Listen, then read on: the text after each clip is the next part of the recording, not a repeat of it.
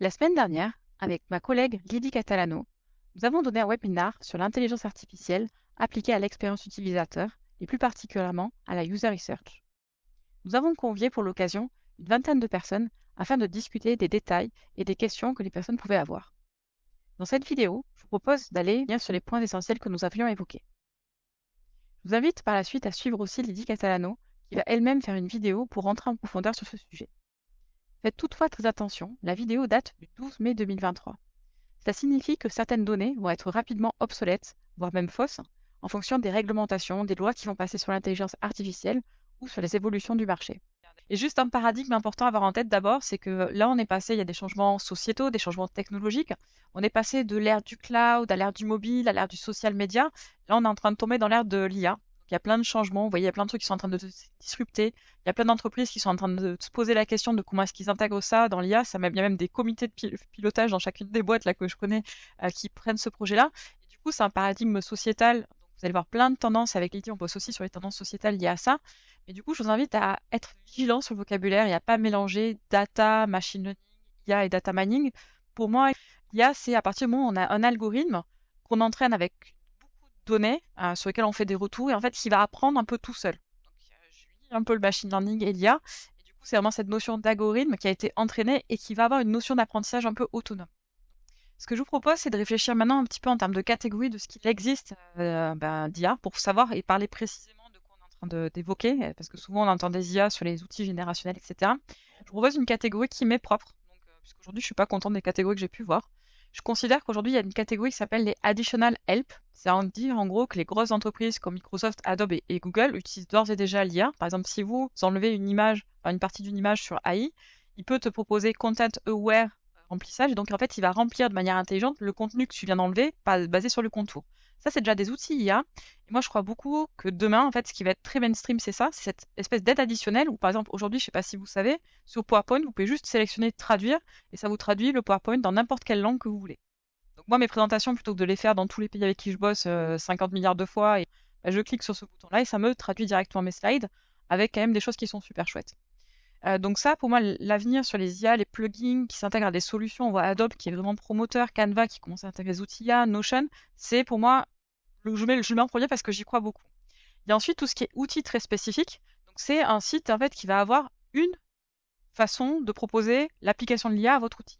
Je prends souvent l'exemple de mes Hemingway App que j'utilise, où en fait moi je vais rentrer par exemple mes règles de jeu de société, je les passe dans l'algorithme et l'algorithme va me dire bah tiens cette phrase elle est trop compliquée parce qu'il y a trop de conjonctions de coordination. Ce texte-là a un niveau de vocabulaire qui correspond à un universitaire, donc si tu fais un jeu pour les enfants ça va pas du tout aller, ou il y a trop de voix passives dans ton texte. Et en fait il va être capable de détecter dans un texte très facilement le niveau de vocabulaire, les imperfections et me permettre de faire de la correction. Mais ça, c'est très spécifique si je veux rentrer un texte pour un usage donné. Ensuite, vous avez les outils génératifs. C'est des outils qui vont vous proposer, en fait, à partir de vos prompts, souvent donc des phrases que vous allez employer, ou des visuels, ou des vidéos, ou des textes, enfin voilà, un contenu en tout cas. Et eux, ils vont générer. Donc, on va parler des limitations juste après. Et enfin, pour moi, il y a les outils conversationnels. Il y a beaucoup d'enjeux dans l'entreprise aujourd'hui pour créer des chatbots, pour créer des trucs qui sont un peu plus interactifs. On pense que dans quelques années, on va plus aller sur un site pour aller chercher un t-shirt, on va plutôt utiliser un encart où je veux un t-shirt, je suis un peu ronde, je suis cambrée et je veux un truc qui fasse ça. Et le site va vous proposer automatiquement la solution. Plutôt que, et de manière vocale souvent en plus. Une deuxième façon de le classifier, et là on va pas être d'accord avec l'équipe, mais c'est pas grave. Il y a les IA Generator, je rentre un peu plus dans le détail, qui seraient des images illustrations. Donc à partir d'un set d'images, te propose une autre illustration. À partir d'un texte, te propose du writing aussi. À partir de vidéos ou de 3D, là on voit beaucoup d'évolution sur Midjourney sur les 3D. À partir de prompts, vous proposez des codes. Et à partir de... Enfin, vraiment, on peut envisager, même dans le jeu vidéo, c'est souvent utilisé aussi. Mais voilà, c'est vraiment de la génération. Ensuite, il y a les outils d'analyse. Si je fais cette catégorie-là, j'utilise aussi beaucoup Answer the Public, qui en fait va aller regarder dans les avis Google, en fait, quelles sont les questions les plus posées en rapport avec ton mot-clé. Quelles sont les questions qui sont posées par rapport à ça. Donc, si vous voulez, par rapport à juste une requête Google ou un Google Trends, ça va vraiment mettre en lien. Et voilà, aller explorer un peu ce site-là, il est assez sympa. Et tout ça pour dire sur les outils d'analyse, ça peut être social media analyse, donc on va regarder les activités directement en lien. Ça peut être du data analyse, du review analyse, du langage analyse, ou même de l'expérience utilisateur analyse. Il y a des très bons tests qui ont été faits. Et enfin, le dernier pavé sur les catégories pour vous présenter, à mon avis, ce qui est en train d'amorcer, mais qui est encore un peu immature, c'est les IA solutions. Donc en gros, c'est plutôt des IA qui vont proposer des solutions intégrées qui vont vous permettre de ne pas avoir à aller sur LinkedIn pour poser la même chose que sur Twitter, que poser la même chose sur ça, mais vous permettre de synchroniser et améliorer vos flux de travaux. Et on voit très bien, par exemple, Notion IA qui permet de synchroniser plein de trucs. Aujourd'hui, facilite énormément le travail. On peut demander, va chercher ma requête, machin chose, envoie-moi l'Excel sur tel fichier, partage les résultats. Et ça peut se faire de plus en plus automatiquement. Donc ça, c'était vraiment les grandes voies et le grand découpage de tous les types d'IA, parce qu'on ne pourra pas parler de la suite si on n'a pas bien posé, en tout cas, ce cadre-là de discussion. Alors, il y a plein de mappings qui existent, et ça, c'est un mapping que j'ai fait il y a 2 mois, donc il est déjà obsolète. Il y a des trucs qui n'existent pas, il y a des trucs qu'on périclité, enfin, voilà, c'est un peu le why. Mais l'idée, c'est que, et ma recommandation en tout cas, c'est que vous ayez un influenceur qui n'est pas payé par des marques pour vous vendre son algorithme, mais plutôt des influenceurs qui vous parlent d'IA de manière générale et qui vont proposer accès à des databases qui vont mettre à jour tout le temps. Donc essayez d'aller regarder avec lequel vous êtes le plus familier. Je ne veux pas faire de publicité pour quiconque. Moi, il y en a que j'aime bien, j'en ai parlé avec Lydie, mais c'est peut-être pas le même pour vous par rapport aux usages. Mais en tout cas, ils vont vous proposer de classifier, avoir des moteurs de recherche d'IA par rapport à vos usages. Et vous voyez déjà sur ce document-là, on voit qu'il y a les IA qui vont manipuler le texte, les IA qui vont manipuler la vidéo, ce qui vont coder, ce qui vont faire du speech, de la 3D, des autres trucs. Et de l'autre côté, vous allez voir plutôt des trucs liés au marketing, liés au text mining, liés à d'autres outils, liés à l'édition de vidéos. Et donc, votre façon aussi d'aller chercher le bon outil, va être clé. Donc, je vous invite à utiliser ce genre de bases qui sont normalement régulièrement mises à jour parce qu'il y a des gros enjeux, de gros sous sur ces outils-là. Et donc, les marques vont vous mettre facilement à disposition des images comme celle-ci. Ayez-en une, en tout cas sous le coude, quel que soit votre métier. Je vous propose une petite matrice de décision pour les utiliser, en tout cas, et pour être au clair sur comment est-ce qu'en fait on choisit ça. Mais en gros, pour chaque use case que vous allez avoir, je vous invite toujours à identifier le niveau de risque que va vous proposer ce genre de choses et surtout d'avoir en tête les limitations que ça a. Pourquoi? Parce que c'est pas parfait les outils d'IA et je vais vous prendre peut-être juste 2 exemples. Si je veux utiliser l'IA pour résumer un texte, le risque, a priori, il est faible. Ce qu'il peut juste y avoir quand on demande un résumé, c'est des biais culturels. Par exemple, si vous utilisez ChatGPT, il a un biais anglophone, anglo-saxon, et donc on sait qu'en fonction des cultures, on n'a pas les mêmes façons d'analyser, de résumer ou de retenir les informations. Et du coup, il peut déjà vous proposer un biais culturel. Donc vous allez avoir un résumé anglo-saxon, on va dire, du texte, même si c'est un texte en français.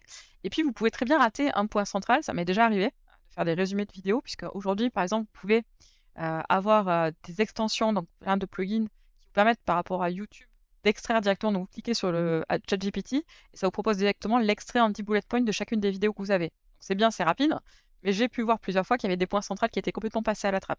Donc aujourd'hui, il n'y a pas une notion d'exhaustivité ou en tout cas de priorisation, parce que les IA ne sont pas toujours très bons pour prioriser et quantifier les informations. Un autre exemple, ce serait d'aller drafter des documents légaux. Donc, par exemple, vous voulez créer un contrat de confidentialité pour vos testeurs, vous pouvez lui poser. Par contre, ça commence à devenir un peu risqué, parce que comment l'algorithme a été alimenté, est-ce qu'il est à jour sur les réglementations? Vous en savez fichtrement rien. Et du coup, souvent, ça va être des réglementations US et donc pas des réglementations européennes qui peuvent être différentes, parce qu'on sait que, par exemple, un exemple, c'est en France, faire des IRM pour la recherche utilisateur, c'est pas toléré. Il y a très peu de tolérance par rapport à ça. Dans d'autres pays, c'est le cas. Donc, si vous faites appel à des outils pour justement aller drafter des documents légaux, vous pouvez très bien vous retrouver dans des cas où ça pose problème. Donc, vous allez comme ça toujours réfléchir, c'est quoi mon use case, comment je sens le risque et quelles sont les limitations qu'il peut y avoir derrière. Donc, vous réutiliserez ce document si ça peut vous aider.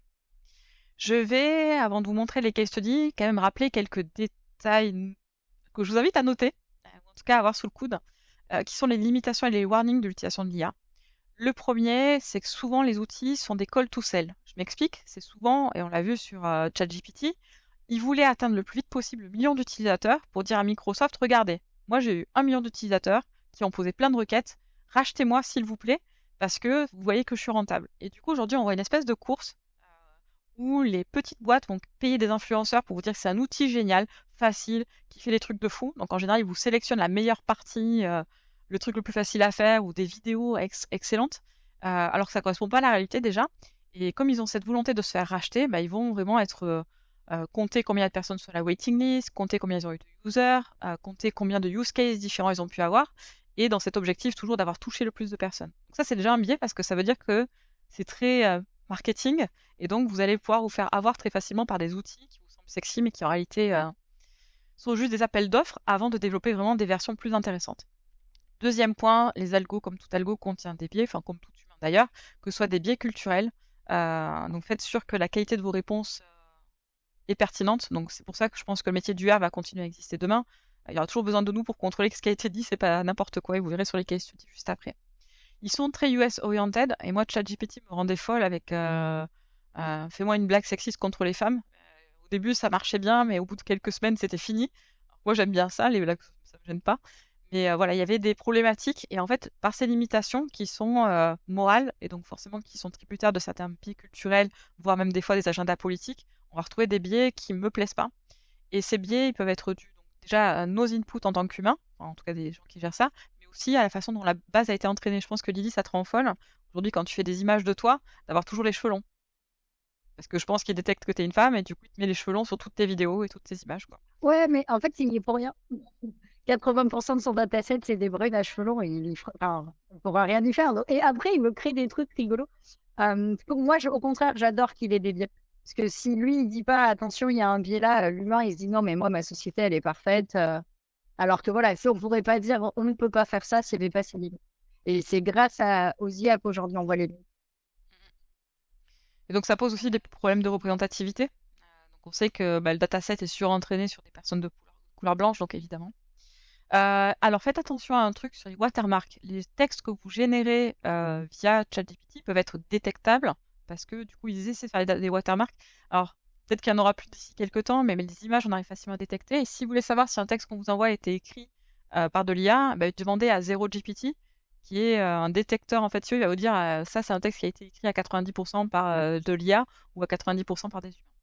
C'est des très bons outils, mais aujourd'hui, si ça existe et que ça rend fou les profs de faculté qui se voient de plus en plus avec des rapports qui sont écrits par des intelligences artificielles, sachez qu'aujourd'hui, il y a encore des watermarks et qu'on peut encore détecter ça.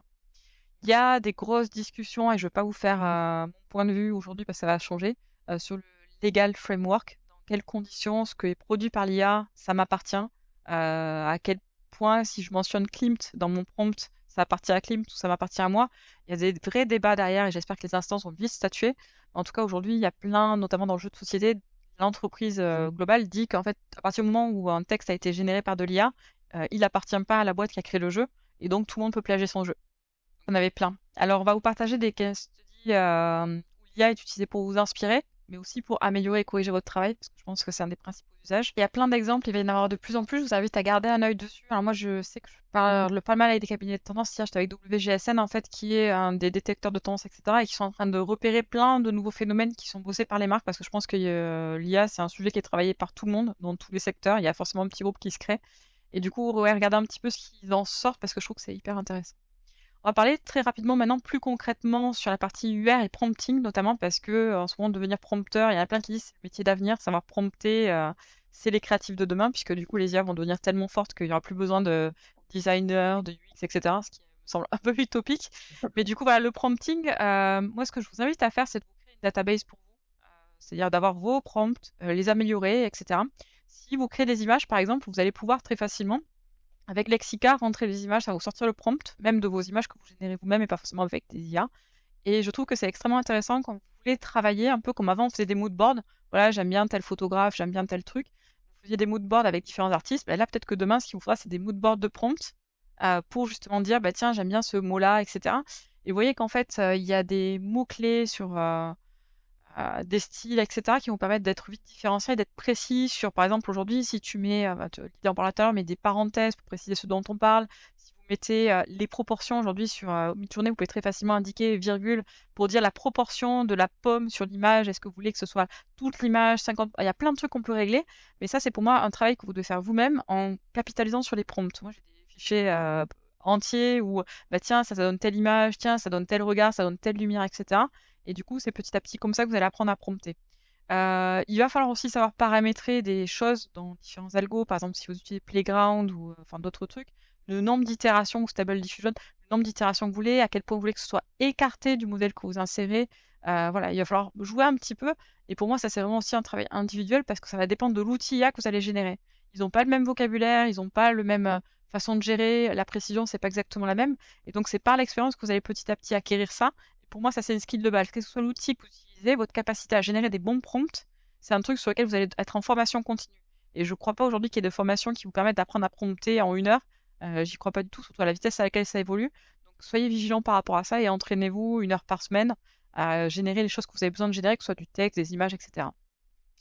Alors ouais, il y a plein de formations, je vais pas passer là-dessus, mais il peut aussi rédiger vos questionnaires.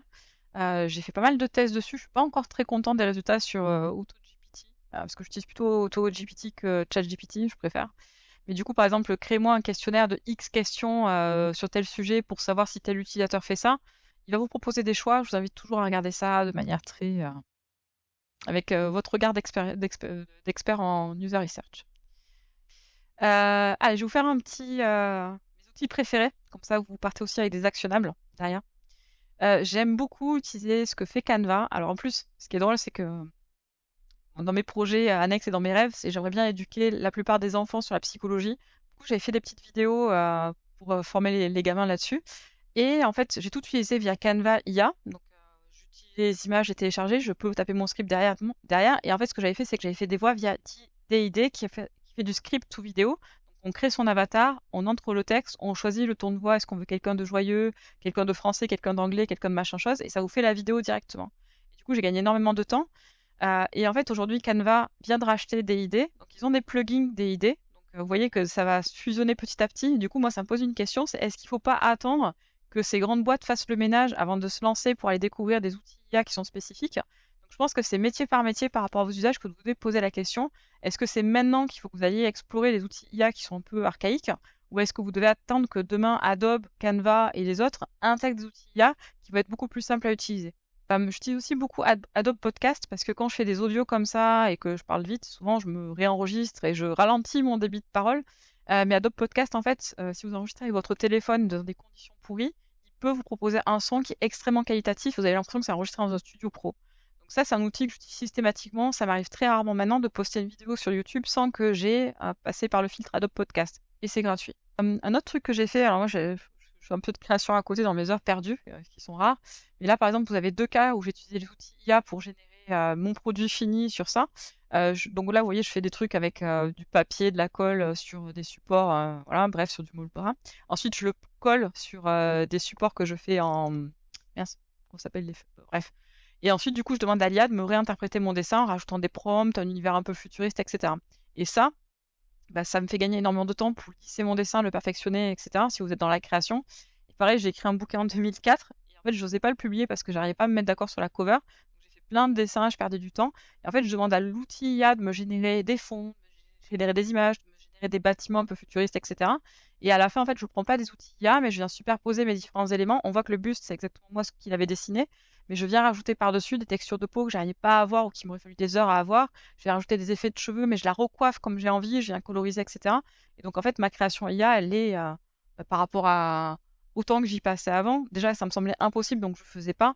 Mais du coup, j'ai gagné énormément de temps. Ça, c'est un truc que je peux faire en une journée en utilisant Adobe IA, Stable Diffusion et Wonder. Alors, juste petite parenthèse, il y a beaucoup de gens qui vont sur Midjourney, qui est devenu payant. Je crois plus qu'on puisse y accéder de manière gratuite aujourd'hui. Midjourney, moi, ce qui me gêne beaucoup, c'est que toutes vos créations, elles sont publiques. C'est-à-dire que tu peux voir tout ce qui a été généré derrière. Quand tu comptes affiner, donc tes idées de projet que tu as envie de garder pour toi, tout le monde peut y accéder. Donc, je préfère Stable Diffusion qui nécessite quand même beaucoup de skills pour l'installer, pour savoir lancer la commande, etc. Et donc, je pense que pour les usages de l'IA, si vous voulez être un peu précurseur aujourd'hui, il faut que vous ayez un pote qui est dev et qui sait installer le plugin sur PowerPoint pour faire la traduction. Voilà, je pense que c'est ça aujourd'hui le matchage de demain, c'est réussir à bien installer les outils sur l'ordinateur. Voilà. Et donc, il y a plein d'outils. Et même des fois, quand j'ai la flemme, je télécharge Wonder sur mon téléphone et puis je traite mes images avec Wonder directement. On peut en faire que 5 par jour, mais c'est amplement suffisant. Et après, derrière, vous pouvez très bien, ces images qui sont générées en basse définition, qui prennent 3 plombes à générer, il y a des logiciels comme Upscale qui permettent à n'importe quelle photo d'enlever les filigrammes, d'augmenter la qualité de résolution, de compléter. Je crois que c'est DaVinci qui fait ça. Tu as une image, puis là, je veux le bas de ma personne. Et bien, je demande à l'outil de me générer un bas de corps, le reste du bras, etc. Donc, il y a des outils qui vont permettre aussi d'élargir ça. Et ça, Adobe Illustrator est en train de travailler aussi pour permettre que ce genre d'outil IA soit disponible directement dans l'algorithme. Donc, voilà un petit peu sur ces outils très visuels. Un autre outil qu'on a développé en une journée, j'ai ma fille qui est dyslexique et du coup, il faut énormément l'entraîner à l'exposer des mots qui se ressemblent mais qui ne sont pas pareils avec des séquences de mots qui sont différentes. Et donc, par exemple, elle va lire ami et aime la même chose. Pour elle, c'est la même chose. Et donc, on a développé un algo avec mon conjoint pour essayer de travailler et lui faire passer au mot suivant. Donc, c'est pas gamifié, on s'en fout. Mais du coup, l'idée, c'est que le parent, il envoie sa liste de mots dans le logiciel. Et du coup, ça propose, et dès que tu as prononcé le mot, ça change, et ça te mesure le temps que tu passes pour chacun des mots pour voir s'il y a des différences. Et du coup, ça, comment il a fait? En fait, lui, on l'a pas fait sans no-code. Ça existe aujourd'hui, le no-code. On peut développer énormément d'outils sans code du tout. Il a plutôt utilisé GitHub IA, puisque du coup, maintenant, GitHub a intégré de l'IA dessus. Et en fait, il va créer son code. Et il va mettre / un commentaire. Et en fait, le commentaire décrit ce qu'il veut faire. Et GitHub va lui proposer une solution pour coder. Et donc, lui, il va relire et va dire, OK, j'accepte ou je modifie. Et du coup, il a fait ça en moins d'une journée sur un table parce que ça fait gagner énormément de temps. Donc, c'est pour ça que je vous dis, je ne sais pas comment vous aiguiller pour vous dire, utilisez des outils no-code ou des outils à différence. Ça va être en fonction de votre use case. Mais concrètement, aujourd'hui, vous voyez qu'il y a de plus en plus de boîtes qui vont intégrer des outils IA. Et je pense que ça va être le premier step pour nous, c'est d'intégrer, de savoir utiliser ces outils-là. Alors, je fais juste un petit use case spécial avec un de mes outils préférés. Déjà, il y a un outil qui va vous permettre de générer des méthodologies de user research parce que très souvent, si on se fait former par des gens, je vais pas citer de nom, d'organismes de formation très connus en UX, ils vont vous dire alors pour faire des personas, il faut interviewer des gens. Ensuite, après les avoir interviewés, il faut faire des tables rondes. Ensuite, il faut faire du quanti. Et en fait, il va vous proposer des méthodologies qui sont celles qu'on a l'habitude de faire parce que depuis 15 ans, alors que les outils, les méthodes de recherche et des gens ont évolué dans leurs usages. Et du coup, ce que j'aime beaucoup avec ces outils IA, c'est que quand ils vous proposent des tâches derrière, elles sont extrêmement intéressantes. Donc là, par exemple, fais-moi des personnages sur Catan. Il va me découper ce qu'il fait en m'expliquant exactement les tâches à suivre. Très simplement, je vais vous en montrer quelques cas. Donc par exemple, il me dit, déjà, ta première étape, si tu veux faire des personas, va identifier les forums où on parle de board game et extraire les données sur les joueurs, ainsi que leurs préférences. Ensuite, va regarder sur les outils d'e-commerce pour analyser et comprendre leurs préférences d'achat. Et ensuite, va collecter des informations social médias sur les plateformes comme Twitter, etc. Et du coup, ça, c'est les tâches qu'il me propose. Et moi, je vais dire, du coup, ouais, c'est sympa, mais c'est quoi les forums? Parce que j'ai vraiment la flemme. Dis-moi, c'est quoi les forums? Donc, en fait, il va me dire, c'est quoi les forums? Donc, je vais pouvoir faire ou le travail par moi-même, ou demander à l'algorithme de le faire à ma place. Donc, ça me permet, si vous voulez, sur ce cas de personnel, de décomposer mes sous-tâches entre ce qui est disponible et facile à faire derrière par les utilisateurs, et puis d'utiliser l'IA à bon escient. Alors, moi, j'aime bien AgentGPT. Alors, aujourd'hui, il marche un peu moins bien. Là. Il était un peu au ralenti ce matin. Par exemple, si je demande, analyse la démographie et les intérêts des gens qui font le crossfit pour développer des personas. Donc, c'est la première étape. Et là, du coup, je vous laisserai le dire si vous souhaitez. Il me dit exactement toutes les tâches qu'il va faire, lui. Et ensuite, il montre le résultat. Alors, j'ai travaillé pendant 10 ans chez Decathlon, mais du coup, on les connaît quand même plutôt bien, les pratiquants de CrossFit, et je vais encore à la salle aujourd'hui, donc ça va, je connais bien, je suis tout ça. Et en fait, ça, c'est le persona qui me propose. En vert, vous avez les données qui sont parfaitement exactes. En gros, moi, user researcher qui ai bossé pendant 5 ans sur le fitness, je vous aurais dit exactement la même chose. En jaune, c'est les trucs que je peux discuter parce que je trouve que c'est pas tout à fait vrai. Mais vous voyez que sur un mini persona comme ça, que j'aurais pu faire en table ronde, avec des interviews en table, j'ai quand même des résultats qui sont assez fiables. Alors, j'ai fait l'autre exercice aussi sur Catan, qui est un jeu sur lequel je travaille aujourd'hui et sur lequel j'ai 5 ans d'études aussi.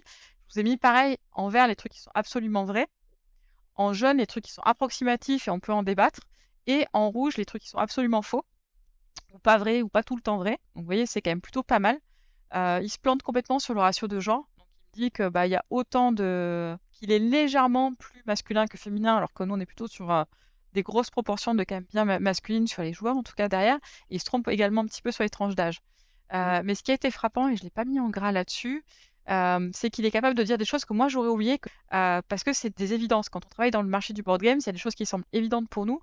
Mais ici, par exemple, le fait que même si c'est des joueurs avancés, ils ont besoin de règles faciles à comprendre. Easy to learn, hard to master, c'est un truc qu'on sait sur le jeu de société qui marche à chaque fois. Lui nous le rappelle quand même, il ne faut pas qu'on oublie cette notion-là.